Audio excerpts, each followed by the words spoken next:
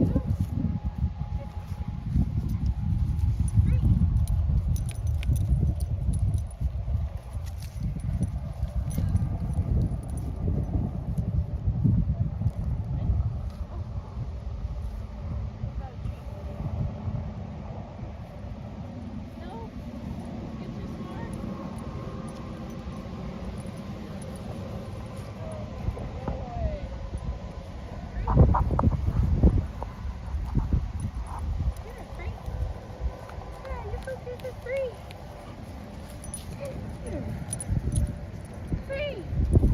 Go get her! Free! Free! Go see her! Yeah! Duke, come! Good boy!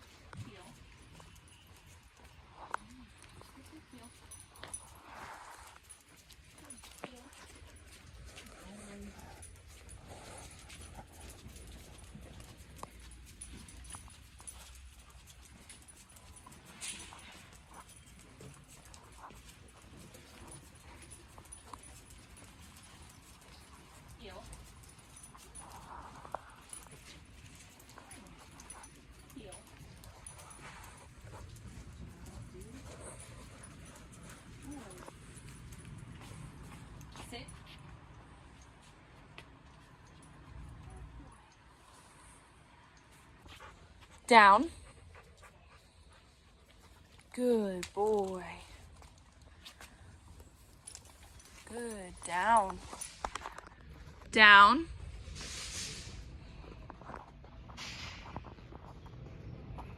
Good boy. Down.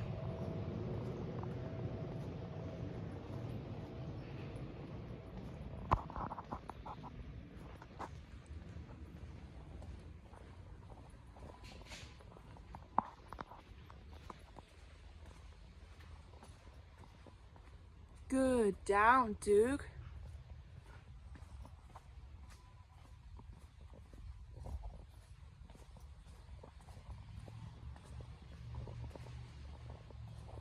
Good boy. Down.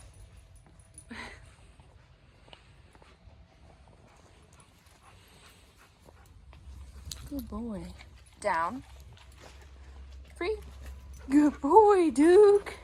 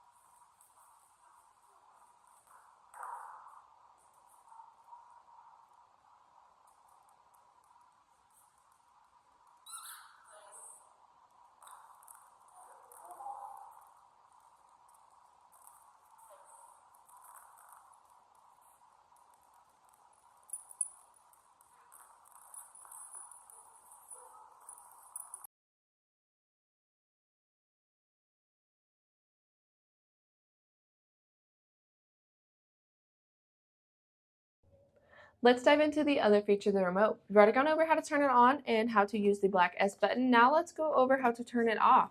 Red dots, again, we're going to touch these together. That red light flashing means that it is off. On and off button on the back of the remote, we're going to push and hold until the screen goes blank. These both turn on and off separately, so that way he can't accidentally turn the collar off while he is wearing it. So that way we know whenever he's wearing it, he can't accidentally turn it off. Now we've already gone over that black S button. That is going to be whatever number you see on the screen. Level 25 has been working for Duke, so that's the number is shown. Say that you're working with Duke and you're noticing that he's either having too much of a reaction to level 25 or he's not responding to it at all. What we can do is push down on this dial until this 1D at the top of the screen starts flashing, and then we can rotate this number to whatever we think is going to work for Duke. Right now, level 25 has been working, so what I'm going to do is I'm going to lock that into place, so that way, whenever we are putting it in our pocket or anything like that, it doesn't rotate on us. So to lock that into place, you're just going to hold down on the dial again until everything stops flashing. Now, right underneath the black S button, you're going to see the red S button. This is a boost feature. So you're going to see level 25 on the screen right now, but if I push the red S button, it's going to jump it to 40.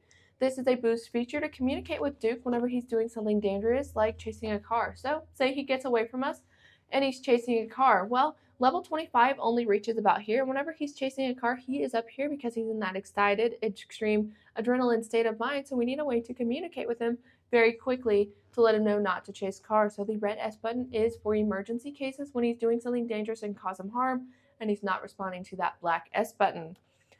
Now on the other side, we have the T button. This is a vibrate feature. We like to use this to make sure the collar is on and ready to go, so that way when we put it on Duke, we know it's ready and working. Now on the back, we have the M/C button. This stands for momentary or continuous. At the beginning of Duke's training, we started out at a very low level on continuous to introduce the collar in a very positive way. Then when it gets further into his training, we move over to momentary at a little bit of a higher level, so he should stay on momentary throughout the rest of his training. The on and off button also works as a flashlight feature. So rather than holding it, if you push it, it's going to turn on a flashlight. So that way if you let out Duke at night, you can see him. So one time is a flashing flashlight. Second time, solid flashlight. Third time, turns it off. The charging port is right underneath the on and off button. Has this little tab. So you just flip this up. There's the charging port. With the collar, it is in between his prongs. These stay charged for about 2 days if he wears them 12 to 14-hour days. So if you charge them every other day, you should be good. But if you put them throughout in the crate throughout the day, you may only have to charge it every 3 days or so. Once it starts to lose battery, it lets you know by blinking orange and red to let you know whenever it's close to needing charged. It comes with a dual charger, so you can charge them both at the same time. So that way you don't have to worry about one not being charged. Duke has shorter hair, so it does come with extra longer prongs that Duke probably won't need because he has that shorter hair. With the short prongs, they work fine with it. But if you do notice that his prongs aren't making good contact with the skin, you are more than welcome to switch him over. That's what they're there for. There's a manual at the bottom of the box. If you have any other questions about the remote or you're just somebody that likes to read the manual, absolutely go for it. That is what it's there for. Both the remote and collar are waterproof, so if they get wet, not too big of a deal. But if Duke is going to stay wet for an extended period of time, I would rotate the collar so it's not irritating and rubbing one part of his neck too much and causing a rash. So you'll just rotate it to the other side or a different area. It does have a 2-year warranty. The company is right here. So if you have any issues with the remote or collar, absolutely get in contact with them and they should be able to get you a new one sent over or give you instructions on how to fix it. But that is all of the other features of the remote. So just like in the beginning, we're going to have fun, stay consistent, and that's everything.